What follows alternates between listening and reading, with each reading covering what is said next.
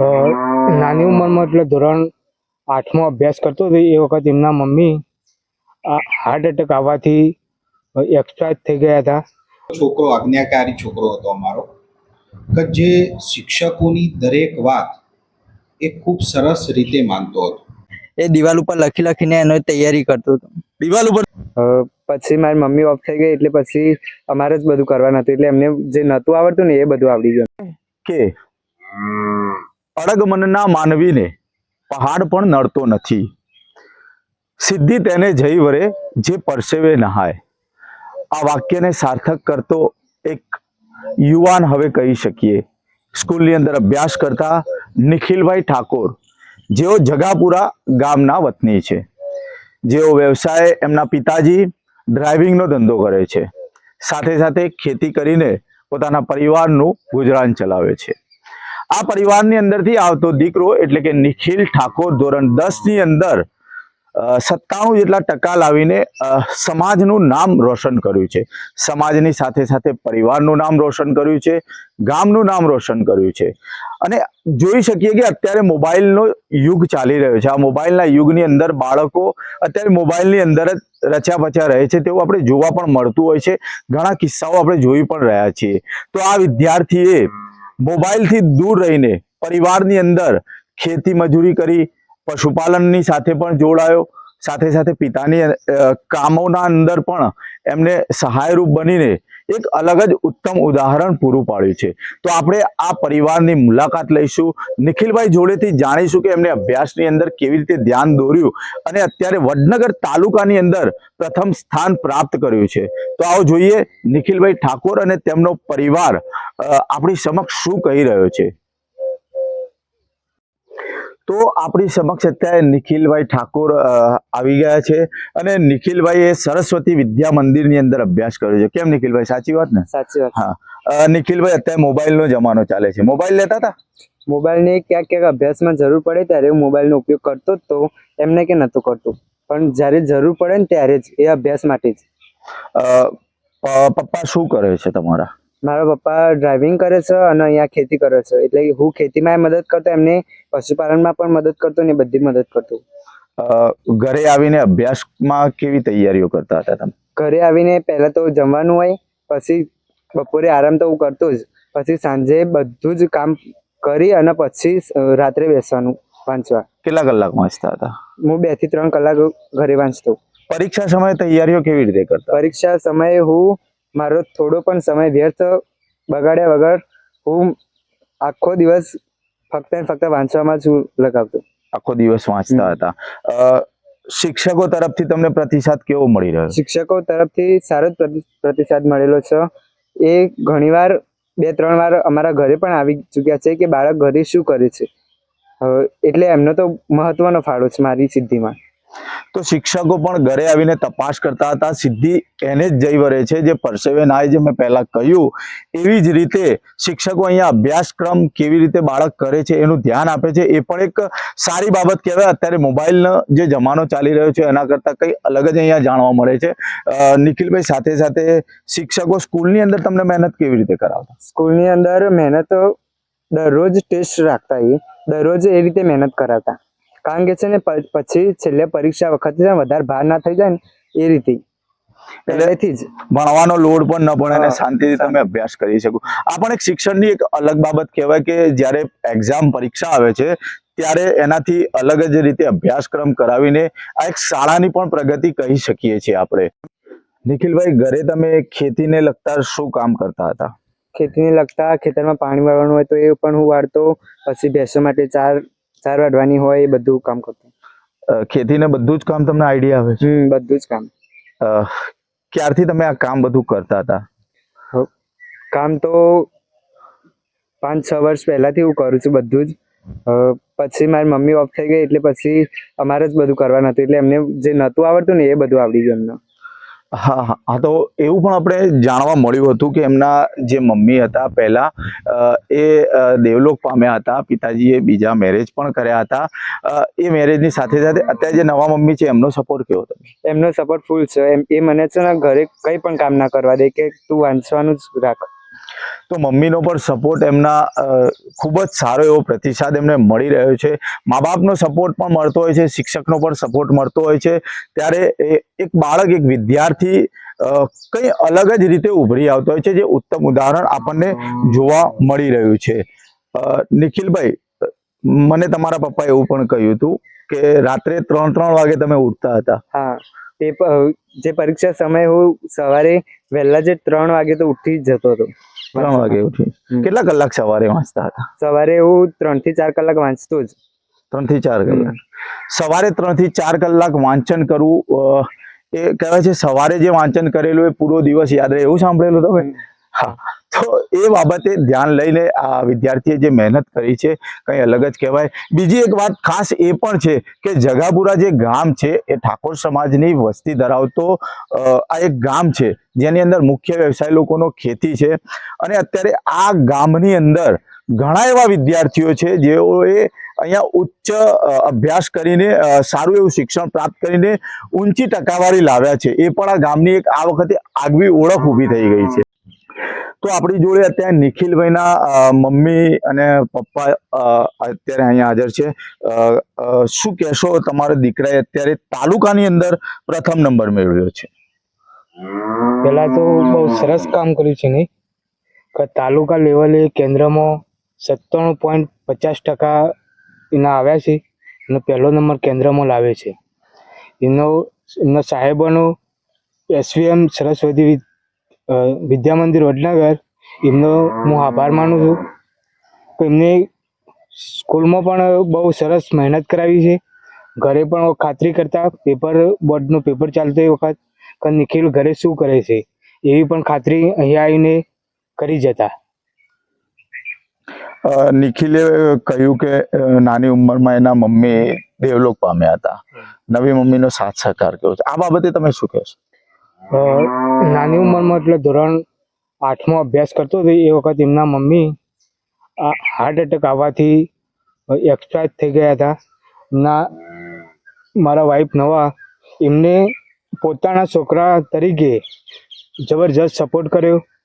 આજ સુધી એવું એની જૂની મમ્મીને યાદ પણ આવ્યું, ના આપવા દીધું, એવો અત્યારે હાલ પણ સપોર્ટ કરે છે. શું નામ બેન તમારું? નીતાબેન. નીતાબેન, તમારા દીકરાએ તમારા વખાણ કર્યા, શું લાગે છે? તમારો દીકરો શું કરે એવું લાગે છે? થોડા ભાવુક થઈ ગયા છે એમના મમ્મી, કારણ કે એક દીકરાને પાળી પોષીને મજૂરી ન કરવા દેવી એવા ધ્યેય સાથે એ આગળ વધી રહ્યા છે, એટલે બોલી નથી શકતા. તમે શું કહેશો? એને બહુ સપોર્ટ અમે પણ કરીએ જ છીએ, જેટલો થાય એટલો. ટાઈમ પણ આપીએ છીએ વાંચવા માટે, ઘરનું કામ પણ તમામ કામ કરે છે. સરસ્વતી વિદ્યા મંદિરના માધુભાઈ ચૌધરી પહેલા પણ એક દીકરાને ખાસો એવો સપોર્ટ કર્યો, એમના તરફથી સપોર્ટ કેવો શિક્ષણ તરફથી? માધુભાઈ સરથી બહુ જબરજસ્ત સપોર્ટ છે. એમને સ્કૂલમાં બહુ એવી ધ્યાન આપી છે બધી રીતે કે કોઈ ખોટા રસ્તે ના ચડી જાય, કોઈ ખોટા વ્યસન ના કરે, પણ મોબાઈલને ના અડે. તો ઘરે પણ મોબાઈલને અડતો નથી કદી, ખાલી અભ્યાસ પૂરતો મોબાઈલ લેતો. અને એનું જે મારું મન હતું એ પ્રમાણે એનું રિઝલ્ટ આવ્યું છે. તો દીકરાએ જે મા બાપના કહેવાય છે, મા બાપનું જે માને છે એ કંઈ અલગ જ સિદ્ધિઓ પ્રાપ્ત કરતો હોય છે.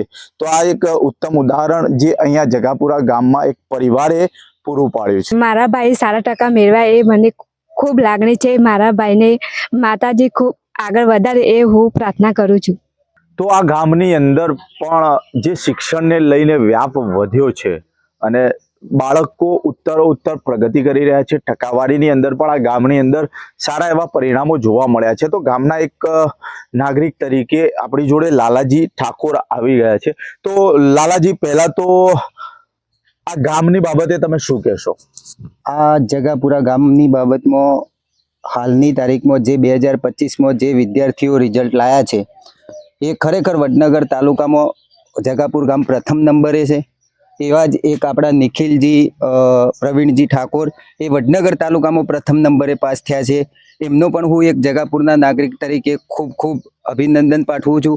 અને એવા જગાપુરાના ઘણા બધા એવા વિદ્યાર્થીઓ છે કે જે વડનગર તાલુકાની બીજી અલગ અલગ સ્કૂલોમાં પણ 12મા ધોરણમાં 10મા ધોરણમાં પ્રથમ નંબરે દ્વિતીય નંબરે પાસ થયા છે. એમને પણ હું જગાપુર ગામ વતી એક નાગરિક તરીકે ખૂબ ખૂબ અભિનંદન પાઠવું છું. શિક્ષણ ક્ષેત્રે જગાપુરા ઓવલ થઈ રહ્યું છે એવું લાગી રહ્યું છે. હા, ચોક્કસ જગાપુરા આવનાર સમયમાં આનાથી પણ સારું રિઝલ્ટ લાવશે એવા વિદ્યાર્થીઓ જોડે જગાપુર ગામની અપેક્ષા છે, સમાજની અપેક્ષા છે. સમાજનું નામ રોશન કરે, મા બાપનું નામ રોશન કરે, જગાપુર ગામનું નામ રોશન કરે અને અમારો જે પણ સાથ સહકાર એમની સાથે છે ગામ તરીકે, નાગરિક તરીકે કહો, સતત અમે પ્રયત્નશીલ રહેશું. એમની કોઈ જરૂરિયાત હશે તો અમે એમાં સહભાગી થશું. તો જગાપુરાના ગામના લોકો પણ વિદ્યાર્થીઓની રુચિ વધે, એમને આગળ એપ્રિશિએટ કરવા માટે નાગરિકો પણ હંમેશા તત્પર રહેતા હોય. તો અહીંયા નિખિલભાઈના મોટા ભાઈ જેઓ 11માની અંદર અભ્યાસ કરતા હતા અને સાથે સાથે એમની લાગણી પણ એ પોતાની વ્યક્ત કરવા માંગે છે. શું કહેશો ભાઈ? તમારો ભાઈ 10માની અંદર સારા એવા ટકા અને તાલુકામાં પ્રથમ આવ્યો. મારો ભાઈ સારા એવા ટકા મેળવીને તાલુકાની અંદર પ્રથમ નંબરે આવે એની મને ખૂબ લાગણી છે. ખૂબ ખુશ હું. એ ઘરમાં મદદ કરવા છતાં એને એના શિક્ષણમાં આગળ વધ્યો એ બદલ હું ખૂબ આભાર વ્યક્ત કરું. ઘરે શું શું કામ કરતા હતા? ઘરે એ ભેંસોને પાણી પાતો હતો, ઘાસચારો વાળતો હતો, એ બધું પાણી વાળતો હતો ખેતરમાં, એ બધું અલગ ઘણા કામોમાં મદદ કરતો હતો. એની મહેનતને તમે કેવી માનો છો? એની મહેનતને હું ખૂબ સારી મહેનત માનું છું કે એને બહુ આગળ વધવામાં, એને ભણવામાં બહુ રસ છે. એ દિવાલ ઉપર લખીને એનો તૈયારી કરતો હતો. દિવાલ ઉપર લખીને તૈયાર કરતો. તો આ એમના ભાઈ જોડે ત્યાં કઈ નવું જાણવા મળ્યું કે દિવાલો ઉપર પણ લખીને એ મહેનત કરતો હતો. તો આ ઉપરથી એવું લાગે છે કે ભણવાની અંદર જો આટલી રુચિ હોય તો સમાજની અંદરથી પણ જો આમને યોગ્ય ગાઈડલાઇન્સ મળે અને સમાજનો પણ સપોર્ટ મળે, સાથે સાથે જે શૈક્ષણિક ક્ષેત્રે આગવી એક ઓળખ ઊભી કરી છે તેવા લોકોનો પણ સાથ સહકાર જો મળે તો આ યુવાન કંઈ સફળતાના શિખરો સર કરી શકે છે, જેવું આ ભાઈની વાત ઉપરથી લાગી રહ્યું છે. તો આપણી જોડે અત્યારે નિખિલભાઈ ઠાકોરના દાદા જેઓ પણ ઉપસ્થિત છે, જેઓ પણ પોતાની લાગણી એઓએ વ્યક્ત જ્યારે ઓફ કેમેરા કરી ત્યારે કંઈ અલગ જ જાણવા મળ્યું હતું. શું કહેશો દાદા? તમારો પૌત્ર સારા ટકાથી પાસ થયો. હા, પુત્ર કાયમથી હોશિયાર હતો સાહેબ.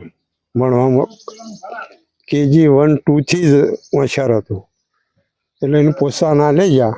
એ અભ્યાસ સારો કર્યા ગયો અને બહુ અનુભવી છે અને સંસ્કારી છે. એને કોઈ બીજી ચીજ સંબંધ નહીં. લગ્ન હોય તો એ લગ્નમાં ના જાય અને એનું ભણવાનું ચાલુ રાખે. એટલા બધાને પ્રોત્સાહન આપ્યો. અને મારા નાના બાબલાનો બાબલો છે, એ ભણવામાં કાયમીથી KG 1, KG 2 થી એક બહુ માઇનસ હતો કાયમથી. એટલે એને ભણ્યો અને 10મા મહિને બહુ લાગણી રાખી એટલે એ ટકાવારી સારી લાવ્યો. કેવા આશીર્વાદ આપો છો પૌત્રને? સાહેબ આશીર્વાદ તો બહુ સારા. છોકરાનો છોકરો છે મારા, એટલે આશીર્વાદ તો મારા પૂરા હોય જ કે. કેમ કે નોમ રોશન તો મારું થાય કે હું એના દાદા છું. એટલે એના આશીર્વાદ બહુ સરસ આપું છું કે ભાઈ હજી એનું આયુષ્ય વધે, એવો અભ્યાસ સારો કરે, હજી આગળ જાય અને બહુ સારું શિક્ષણ મેળવે એવી હું બહુ આશા રાખું છું. તો આ એમના દાદા હતા.